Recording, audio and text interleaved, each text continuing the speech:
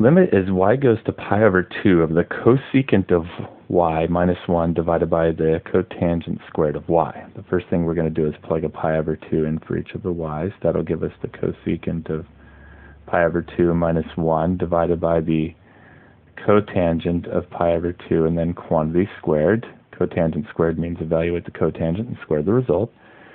The cosecant of pi over 2 is 1 over the sine of pi over 2. Sine of pi over 2 is a 1. 1 over 1 is a 1. We have 1 minus 1 divided by the cotangent of pi over 2 is the cosine of pi over 2, which is a 0, over the sine of pi over 2, which is a 1. 0 over 1 is a 0. And we have a 0 squared. 1 minus 1 is a 0. 0 squared is also a 0. This is resulting from trig functions, one of which is in a squared form, so it may have a Pythagorean trig identity. That's in the denominator. The cotangent squared, the identity for cotangent squared of y plus 1 equals to cosecant squared of y.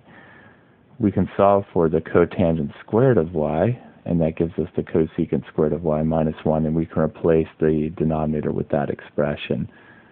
The advantage of that is a difference of squares and it's factorable. And as you can see, it's matching the trig function that we are seeing in the numerator. We still have 0 over 0, and we will continue to have that till we cancel out the factors that are making 0. In the numerator, that's not factorable, but in the denominator, that's factorable as a difference of squares. It'll factor into a cosecant of y plus 1 and a cosecant of y minus 1. The cosecant of pi over 2 is a 1, and then minus 1 is making 0 for those factors in the numerator and denominator. We can cancel those out now, leaving a 1 in the numerator. We should no longer have a 0 over 0 indeterminate form, and so we should be able to plug in a pi over 2 for the remaining y's, and that will be our next step here.